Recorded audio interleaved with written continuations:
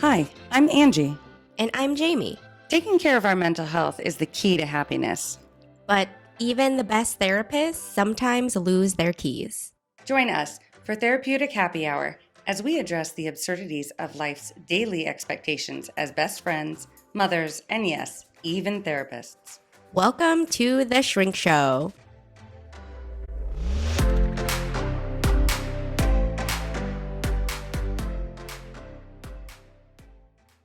Instead of saying fascinating or fantastic, because we say it too much. That's incredible. Also, new listeners, listen to the old episodes and make it a fun drinking game. And take a drink every time you hear us say fascinating or fantastic. And thank you to the feedback to our actual listeners who tell us we have a very poor vocabulary. Okay, for the folks who are truly listening, here's the deal. We need to know. We need feedback. We need to know what... Mostly what we're doing well. Well, yeah, just stroke our egos a little bit, because guess what? If you listen to the last one, which was, or 2 times ago, I don't even know, might be imposter syndrome. We feel like constant imposters. We don't know what we're doing still. We need you to tell us what to do, because this is hard work, and it's hard work that we're not getting paid for. Ideally, we will be making our 10 figures at some point. I'm still not sure if that's the right amount, but okay. We'll be making our 10 figures because I'm going to shoot for the moon. But, I mean, this leads really nicely into that work-life balance of when you're trying to create something in the world. Like, look at artists. How many artists... People who actually have art degrees and know art are going to be so angry with me. Although they could give us a comment about how angry they are. Please do. It's be better than Correct nothing. us. Yeah. Sharitha is our only commenter currently on the YouTube. Her punch card is racking up those points. Seriously, she's going to get so many free mugs. I hope she has room in her cabinet. But artists, how often did you hear about like famous artists that made nothing during their lifetime and then they die and their art is worth $1 bazillion? Like Queen. People didn't appreciate their music until like recent. Oh, I appreciated their music. Who are those people? It's not so much like they weren't appreciated during their time, but they weren't as appreciated during their time. Right. Oh my God, are people going to find our podcast in like 300 years and be like, oh, this is gold? They're going to be like, what the fuck were people thinking? They say fantastic a lot. Is that the only word these people know? We should turn that into a drinking game. Social workers only know the word fascinating. Anywho. No, but work-life balance. Jaime, how do you do it? How do you do it? I have an itinerary most days. I don't know. So what I found is, I think this kind of correlates to another episode when we talked about, or did we even talk about, maybe I was drunk, burnout. And just like, because we were talking about like self-care. There we go. That's where we were going with it. It's all coming back to me now. So what I do that I think helps the most is when I'm at work, I just focus on work activities only. So then as soon as I leave, even though I'm typically behind on most things like documentation, that's basically it. And just I have a to-do list at work, like I should organize my file cabinets. I should organize my hypnosis scripts so they make sense. So at each session, I'm not scrambling through them. I should actually read some of the books on my bookshelf. I should probably throw out and shred like these other things that are in my to shred pile that I continuously just lock up in the file cabinet at the end of the day. And that typically hasn't gotten done ever. So here I am just knowing though, okay, I'm done with work though, and I'm just leaving it there. I don't typically talk about work outside of work. I don't typically spend a lot of time dwelling on it. I will admit, because I'm self-employed, I do answer emails and phone calls if I'm able, but I only do it if I have like 100% attention on them because that's not fair to the client. And if I'm just responding to an email like rescheduling something, that's not a big deal to me. I'm like, okay, I'll see you Sunday at 3 o'clock, or I'll reschedule you to 2 o'clock, no big deal. I can do that. But like documentation or like actual therapeutic work, that, I don't do any of that outside of work. And that, I think, has helped significantly with me just not feeling stressed out about my clients or stressed out about like those hard clients where I'm like, I genuinely like don't know how well they're doing over the weekend. Like, I just don't really have to worry about them because I have to just hope that like they know how to reach out, they know how to get to me. Well, because if they what does need. worrying do? Yeah. Does that make it any better for them? Does your worrying give them the solutions that they need across town? Like, it does absolutely nothing. Yeah. So then what would be the purpose? Yeah. Other than taking away from your family, taking away from what you're enjoying, and serving no purpose for the person you're worrying for. Yeah. So yeah, I just shut that shit down. I'm just like, okay, work's done. There we go. And I think it's like maybe easier or harder because my work days are weird. So I'm currently working like 3 to 4 days a week because I'm around my daughter's preschool schedule and / parents' daycare schedule, meaning the days my parents are willing to watch the children. And so because of that, I also know I need to be 100% for my littles when I'm home with them. And so I can't be preoccupied with work or stressed out about it. And it makes it so I enjoy my time with them. And it also kind of forces a break onto me because I've definitely worked at agencies or places where I was working like 5 days a week up to like 14-hour days I would rarely eat because that's what happened. And we all know that a good day is having your 3 breakfasts and your 2 lunches. Yes. And those days, I was very angry all of the time because I only had my 1 breakfast at home. I didn't have second breakfast at work or my 2 lunches. And obviously, if I'm there for 14 hours, didn't get first dinner at work either. That's ridiculous. Because I've definitely done that before. So those were terrible days. And it made me resent the job, which then made me resent the people I worked with. It made me hate my coworkers. It made me not a very nice person. My husband was my boyfriend at the time and can attest that I was not an enjoyable person to be around.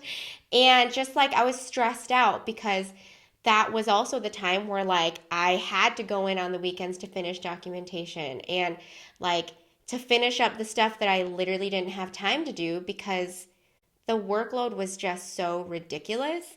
And so it's nice because I'm forced to be off on the days that I have to be off. And because my children don't allow me to work from home, I can't do work from home. So it's probably great that I'm in this situation because I have like almost every other day off. So I have like a break in between work, in between those work days. I know it's definitely not what everyone has, but it's definitely one of those like, you know what? I've also worked the life where it's just crazy amount of hours and crazy amount of no breaks and workload to know that that's not sustainable. Like I easily would have left just the field of social work and mental health altogether if I would have had to do more than what I currently did before I quit. So as you were talking, it led me to a couple of thoughts. One, ooh, shoot. Oh my. Sorry. All black doesn't work. It blended right in. It did. It blended. Oh, man. Now the microphone. I am so sorry for the noise. The microphone is wanting to snuggle.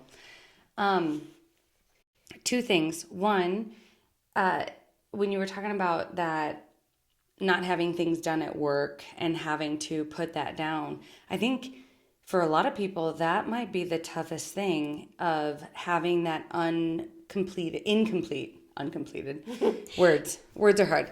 I'm a social worker, not a mathematician or an English English professor. Not a mathematician. I don't know words. Words. Words are hard. That's fantastic. Drink number 1. No. Listeners better be taking shots. We're drinking. Shots. We're not drinking gin today. What are we drinking? I know. Juice? Yeah, juice. I was out of the mixer with gin, so these are seltzers. Seltzers. Yes. Anyway, but that incomplete to-do list, and it's so funny because as you were saying that, I have that from home to work and from work to home. I always have this incomplete to-do list because the way society is built right now, the way that society has created this norm for work is you have to be all things everywhere. Your house has to look like Home and fucking Gardens. Your work, you have to be the most successful and put together, CEO of a company because that's what everybody strives for. I was just talking with someone today about how much I want to reframe the way we work. Like, I would love if we could create the standard that you get the job done in whatever schedule works for you. Mm-hmm. Now, I know as far as like working at a school, you have to have some semblance of schedule. And daycares, obviously. Like, there are certain jobs that do have to have a schedule. Yeah. But there are some people that also really like a firm schedule. But not everybody does. And so how do you balance when, you were able to find that balance, right? By creating your own schedule. Mm-hmm. I desperately want to create my own schedule because my life with my kids is not an 8 to 4 job, 8 to 5 job. Yeah. Like, that's not reasonable. Right. Like, if I wanted to take time off to go to my kids' program, I have the option of sick time, vacation time, or no pay. I don't have the option of checking my emails or responding to things or doing documentation later. Yeah. Yet, there is still that expectation. You still need to check your emails because everybody else is still doing that in the evening time. Mm-hmm. And then I fall farther behind because I'm not prepared. Yeah. I used to work at a place where they said, yeah, you can take off like a week for vacation. But then you're going to be fucked in the end. No. And then the face-to-face therapeutic hours, you have to make those up. Oh my God. And then obviously people had opinions about that because that ultimately meant... Because then you have like 60 hours in 1 week? Yeah. So like if I saw 24 clients in a week, you're asking me to see them twice the following week. And therapeutically, how does that make any sense or how ethical is that? But that's neither here nor there. The principle of it all was, what's the point of taking time off if you're giving me double the work? And I'm sure... And that happens so often. Listeners can apply that outside of therapeutic work and fill in the blank whatever business work there is. I know even my husband working in construction and at various locations or fields or types of trades, and same thing. You don't work, then they will fire you. And how is that fair? But how much of that too is punching the clock, right? You want hours from me. You want 8 to 5, or you want this many clients. You don't actually want productivity. You don't I'm not saying they don't want productivity. What I mean more is like, you want me here Monday through Friday, 8 to 5. It doesn't matter if I got my job done Wednesday at noon. I still have to be here. Mm-hmm. So what is my incentive to work my ass off to get it done? Mm-hmm. Or if I'm having, let's say, like Monday this week, I was exhausted. I couldn't think to save my life. And that happens usually after a full moon, because full moons are rough. Like, full moons are intense. Is everyone exhausted? I mean, seriously, but this full moon was extra rough. I don't know. I was processing some stuff. I don't know. But I was spent. And I have started doing this thing where because I would feel so guilty for not getting things done, whether at home or at work. Mm-hmm. And so I started waking up in the morning, and I recognize myself well enough to know what percentage I am able to accomplish in that day. Okay. And so I wake up, like this morning, I was like, girl, you feel good. All right. Mm-hmm. This is 100% day. Like, you can get everything done that you choose to get done that time allows. That doesn't mean I have to get everything checked off. Yeah. It just means I get everything done that I am wanting to do, and that's it. Mm-hmm. There are some days where I'm like, oh, girl, you are a walking zombie. We are at 20% today. So you're not going to feel guilty for not knocking out those reports that have, they're Like already detail late oriented. or Yeah. they're all, like Yeah. it's okay if you need to create a bulletin board today. Don't feel guilty because you created something beautiful. Like, but that's what my 20% mind can handle. Yeah. So for me, it's that like, all right, 100% day, getting all the laundry done, getting all the lunches ready, getting lists and the kids' clothes picked out for the next day. 20% day, yeah, I'm lucky if there is even laundry flipped from the washer to the dryer. Yeah, like those. So then this leads into not only like the work-life balance, but then how do you balance it out at home? Because we're both obviously married. So we both obviously have roommates that are capable of helping us out. Like we started with my husband, who I asked to babysit every time we do a podcast. God. Bless his heart. Good job, Kurt. You're doing it. High When fives. actually what's so frustrating is I recognize so often I take my frustrations out on my family because I'm no longer in teacher mode. I'm in why aren't you helping me mode, because home is the safe place, right? Okay. So I find myself having to be very intentional to not do that or to not come home so exhausted because I've spent 200% at work and then I have nothing left for my family. I started making Sundays. Those are, my kids decided they were Sunday fun days. And it was actually their idea because they said, Mom, can we start having Sunday fun days? And I thought, how the fuck am I going to do that with everything else I have going on? And then I thought, why is my family not a job? I always say my family's first, but I don't consider them a quote unquote job.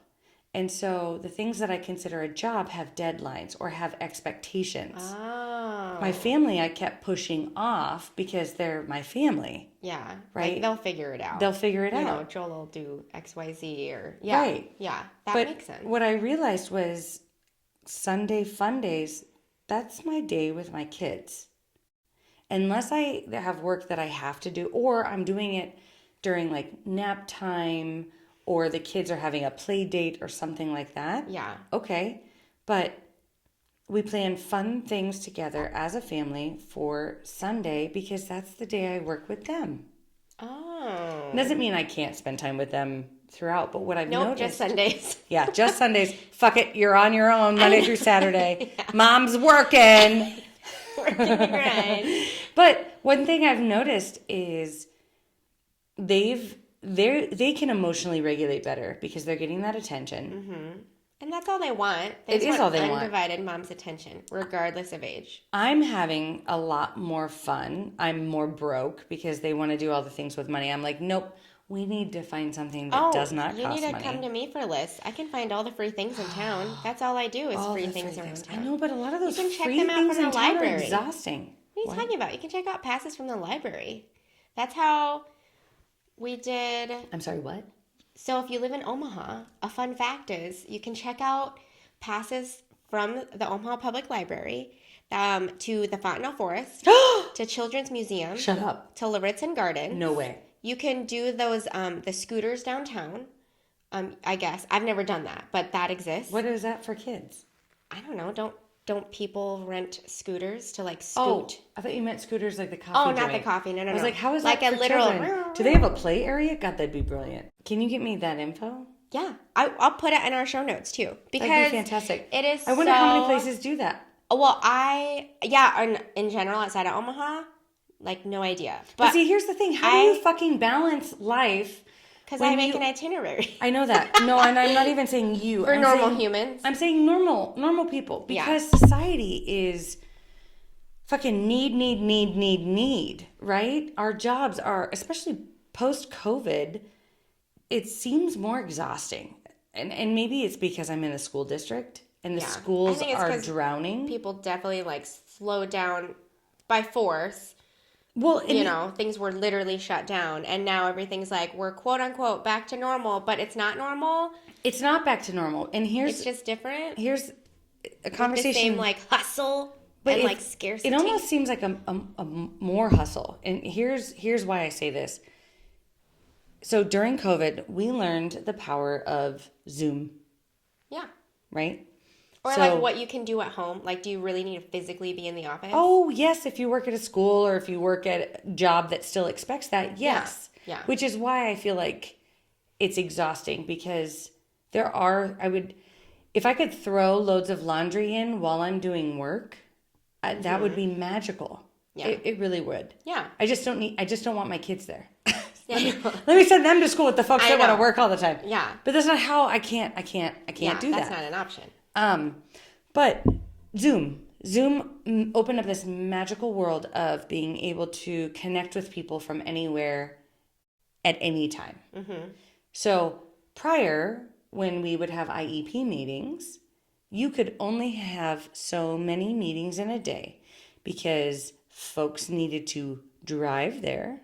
They needed to show up in person. I get it. Yeah. So you could have 4 meetings a day, max. If we were like max loading IEP meetings or whatever, you'd probably looking at 4 because you got to allow for time in between and yada yada. And like, question for me, how many IEP meetings do you typically No, do? there's not that many. Is that normal? No. Well, we're a very People small do a lot. school, and I'm just using that as an example. Yeah. But now, if we wanted to, or we had that many people, Yeah. I could schedule 8. Oh, okay. So now, every meeting you leave from, there's usually a to-do list. Right. Everyone So has now, jobs. instead of 4 to-do lists, now you have 8 to-do lists. Yeah. In the same amount of time. And then when are you going to do it? Because I've just literally scheduled meetings back to back to back to back to back. Yeah. So now the only time for me to do it is either extending the time or the next day, which for some people, you also have back to back to back to back meetings. Mm-hmm. And it's exhausting. I don't know what to do about that. Yeah. Except create my own business and do my own thing, I guess. Yeah. Set my own standard. Well, and yeah, I think this is where, there's clearly a wave, I think, of people changing. Like, at least in Omaha, a lot of people are opting to just homeschool, opting to do different types of learning. It doesn't mean that's fixing the problem. It's just telling you things didn't change post-COVID, even though it shed a light on there's a lot of issues with the systems in place during COVID. Even like that, again, that work-life balance. When I was single and had no family in my early 20s, people wanted to take, I worked at a children's shelter. People wanted to take Christmas off and Thanksgiving off and all these things.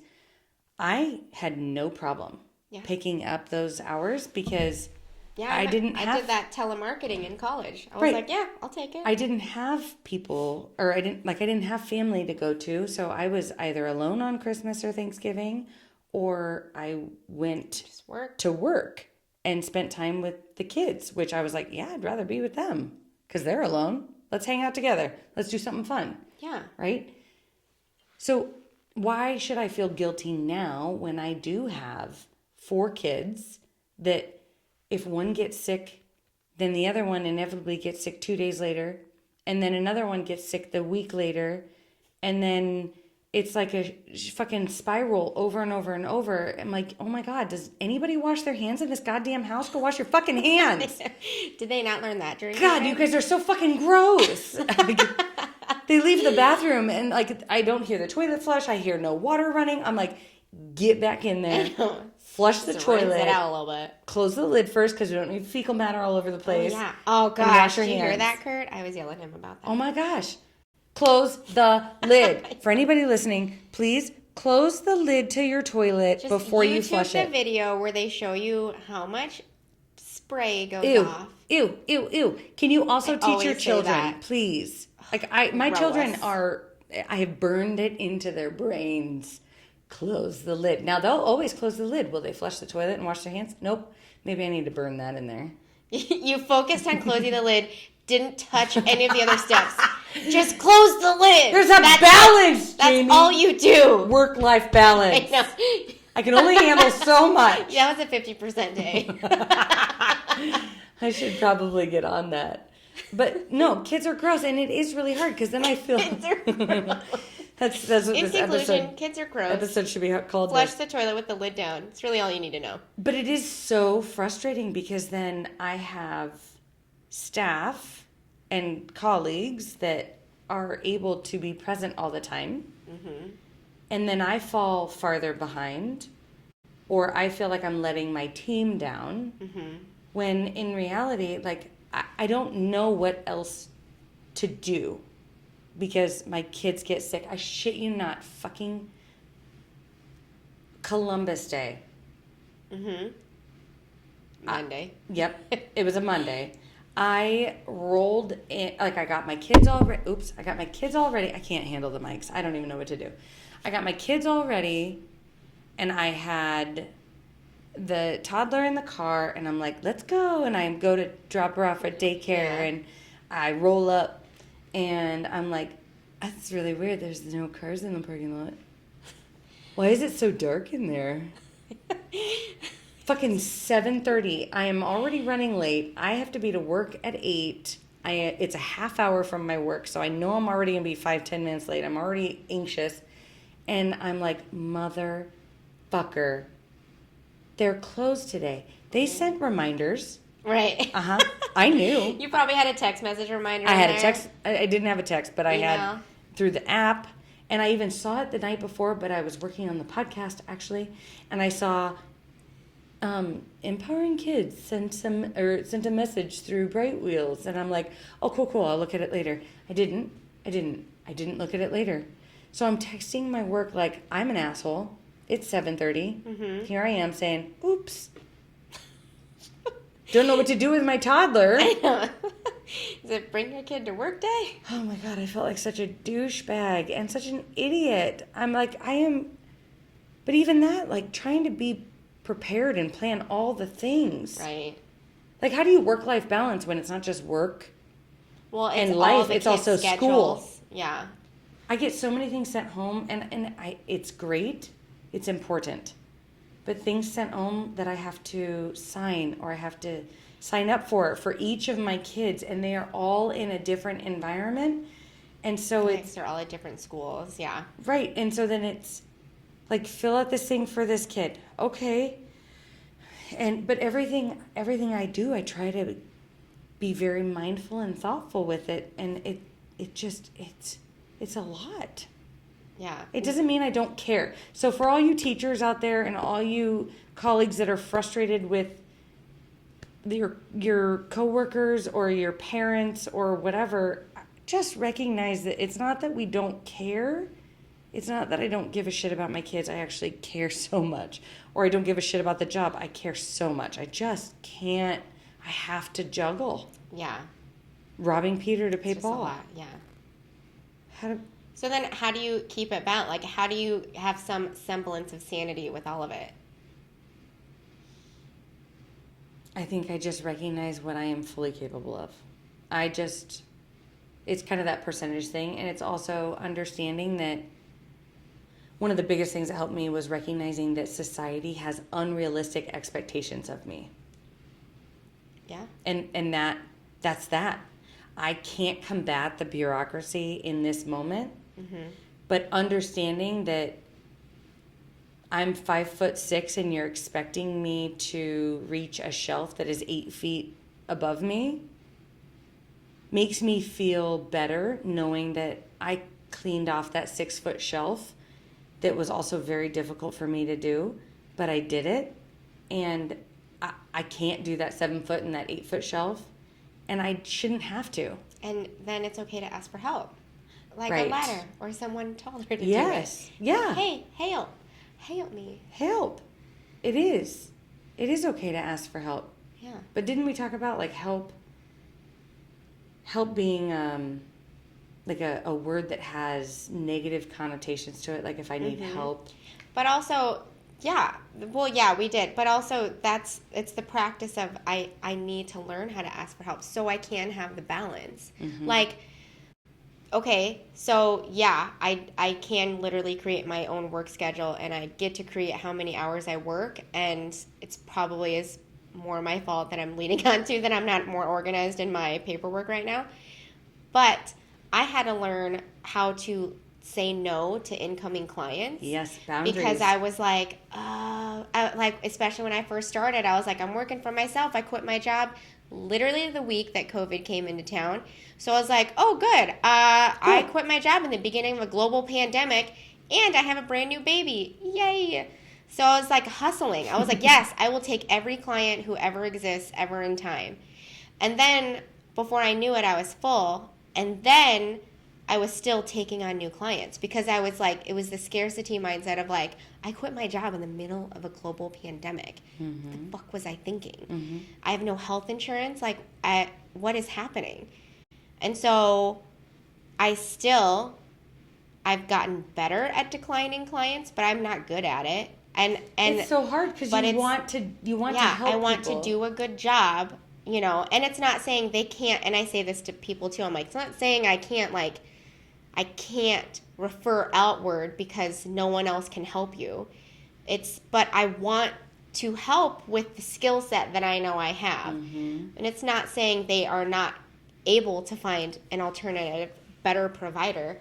But I'm like, oh, it's so hard to find providers right now. Everyone's full, you know, whatever led you to me, all the things. So how much does that work-life balance take,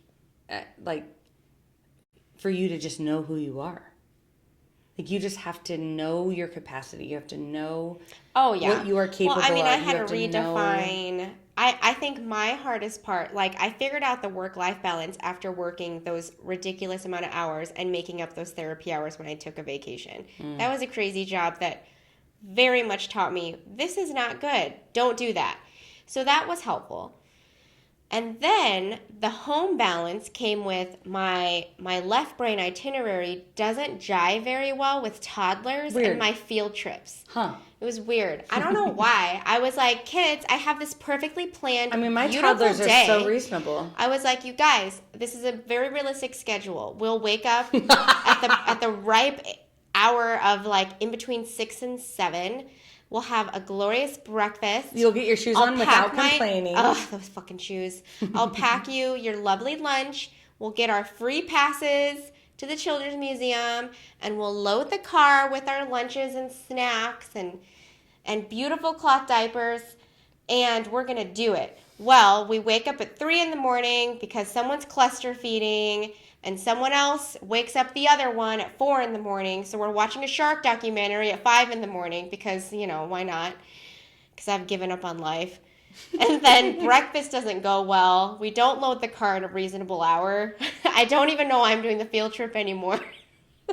And then I'm just like, why? I thought we were going to have a fun day, you guys. Everybody's crying. Do you know how often my family Everyone's crying. No one has shoes on. Like, my family trips turn into, I just wanted to plan something fun for us to do. This is awful. We're going to have fun memories today. God, that was my Sunday, and Sunday was the full moon hardcore. Oh, so was your Sunday a fun day? No, it was an awful day. It ended with me sobbing in the bathroom, feeling like the worst mom on the planet, and grounding my children from their iPads and hanging out with anybody for a week. Oh my God. It was rough. It was super rough, and we did not get our pumpkins painted. I'm just gonna... That's also, your itinerary didn't get marked off? Nothing. Is that what I'm hearing? Yeah. Nothing. And it didn't go as planned at all, and it was so stressful for all of us. But you know what? Actually, since then, everything's been really nice. I kind of feel like... all grounded, and they're in their bedrooms. Well, no. When I say grounded, yeah, so I know. here's how well grounding worked. I said, you guys aren't going anywhere for a week. Like, grounded, you don't get to hang out with your friends, nothing. Yeah. So Joel comes in and he says, your friends can come here. You can't go there. What? He wasn't really a part of that conversation in the first place. I just said, they don't get to hang out with anybody. You know, you're like in a crazy place. And I was in a crazy place. And I'm very much like, I'm not going to give empty threats. Like, I will not give you a threat that I can't. Joel often gives empty threats. Like, oh, yeah. You're going to lose your iPad for 12 years. I'm like, that's not realistic, honey. It's not. Scale it back. Scale it back. Their iPad won't even be relevant in 12 years. I know. It's going to be some new gadget that doesn't exist. A new fucking satellite pad, whatever. I don't know. It's the fastest thing. I'm not. Satellite? I don't know. I couldn't think of anything. That wasn't Shut up! that Don't judge good. me. That's fantastic.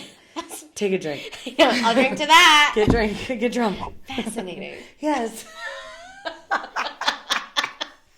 But anyway, Chris thinks it's funny that we think we're funny. but what I have noticed, as far as that work-life balance, at least for my kids, they're like iPads are both incredible and from the devil. It gives you like so much dopamine that you're high. Right. And Yeah. then my kids become lunatics. Yeah. It's frustrating because I know that they enjoy it, but I also hate it because There's pros and cons. Like, well, it's like if it's being on not a that, it's going to be phone. candy. It's going to be the cereal you give them. It's going to be whatever I know. chemical that exists in whatever soap you're using. I mean, we could create problems if we wanted to. But it's like juggling that work-life balance for them too. Yeah. Because to them, and I say work-life, but it's really like their desires versus what they need. Yeah. Well, I mean, so my two are little, and then, my stepson's a teenager. And so, but all of them, I think what all of my kids want is undivided attention. And so it looks different for each of them because obviously their ages are different. So, like, I mean, my oldest, the teenager, it's more just like talking and like checking in and spending time with them. And like, sometimes it is the field trips and doing things because luckily he is a child at heart. So that's great. And then with the littles, it's not necessarily the field trips. The field trips are more just to get us doing something because like we don't have a ton of screen time, so they like need something to do. Mm-hmm. And plus, it's mostly selfish. I'm bored. I do field trips because I don't want to sit at home. And because my mom's always like, wow, you do a lot with the kids. And I'm like, that's because I don't want to sit at home. And I was that way ever since they were like babies. I'm like, I don't want to do anything. So we go to library story time all the time. That's how I found out about the free stuff. And like, we just go around town finding any free opportunity that there is. And I'm just like on it, going. And I'll always like, even when my husband is babysitting the children on Wednesday nights, I'm like, hey, there's this one free thing. If you want to go get free dinner, go over there. Like they have a bounce house. That looks fun. And so it's more just, it gives them something to do, but ultimately they want like the one-on-one attention. So like the car rides is really exciting because like it's a long talk with mom. It's when the one is napping, the other one gets to like play with mom, or like it's the physical touch. Like she just wants to be held all the time. Mm-hmm. And that's really all they want, is just like that undivided attention. So then that means for me, I have to put my phone down because I'm the one who's on screen time. Because I'm just like, ooh, what's my newest notification? Or but then that gives what you does Google tell me? That balance. Yeah. And so I wonder how much cell phones play into the difficulty in that work-life balance of, I can always look at my phone, right? So if I'm looking at my phone at work and my husband's texting me, mm-hmm. and I know he's going to get mad at me if I don't respond about family, home things, well, then I have to focus on home things now. So now I'm distracted. Or same thing with if I'm at home and somebody from work texts me or whatever. Yeah. And it's that constant like distraction, like I can't ever give my full attention. So the phone does do that, especially with like Facebook too. Again, going back to the tablets with kids, we should do like a book report, because there's this book that I read where it's called Dopamine Nation, and it really describes like the effects of technology and social media. It more so on adults, obviously, but I mean, look at your kids. I'm sure you can see it. The more screen time they have, the more crazy they act. I mean, seriously. Because it's so much overstimulation of whether it's the games or the YouTube, or for grown-ups, like the scrolling through the social media, it's too much overstimulation. It produces a high almost similar to drugs. So you become addicted to it, and you need more and more of it. So that's why we keep reaching for it. That's why your kids want the tablet the more that they get the tablet. That's why we reach for our phones the more that we look at our phones. But if you, just like cutting any addiction, if you like cut it and you stop it, you're not going to reach for it as much. And you will always find that balance. You're not constantly going and getting high and then crashing from stopping all of a sudden. Just like your kids crash is that tantrum when you take the tablet from them. Right. And then they're like, "Wah!" As if like you literally took Seriously. their cocaine from them. Yes. And so it's Especially this, Juno, my little Taurus. and it's also the same effect of not only are you, it's the overstimulation and then the shock of it and then the crash. And so then your brain is trying to level itself out, but then it's always trying to find its equilibrium. So it's until you can find that center, meaning decrease that screen time for everyone, grown-ups, children, whatever, then you can find our natural highs and lows of like Sunday fun day is fun. Like that is enough stimulation. Because again, it's not as much stimulation as the screen is giving us. Right. But it's natural serotonin. It's natural positive feelings. When I always tell my kids and my husband, like once the screen becomes more important than spending time as a family, like if you're going to be like, no, I don't want to play a family game. I want to watch my iPad or look at my phone or whatever. Like that's when it's a problem. That's when it needs to go away. Yeah. But yeah, I think the same thing really does apply to that work-life balance, whether it's screens or not, because, I mean, not every job, but there are so many jobs that require sitting in front of a computer. Or screen of some sort, yeah. And computer. like you're just inundated with information constantly. Constant information. And I mean, I work at a small school, and do you know how many folks send emails? Like, I swear to God, there's like 70 emails a day. I should count.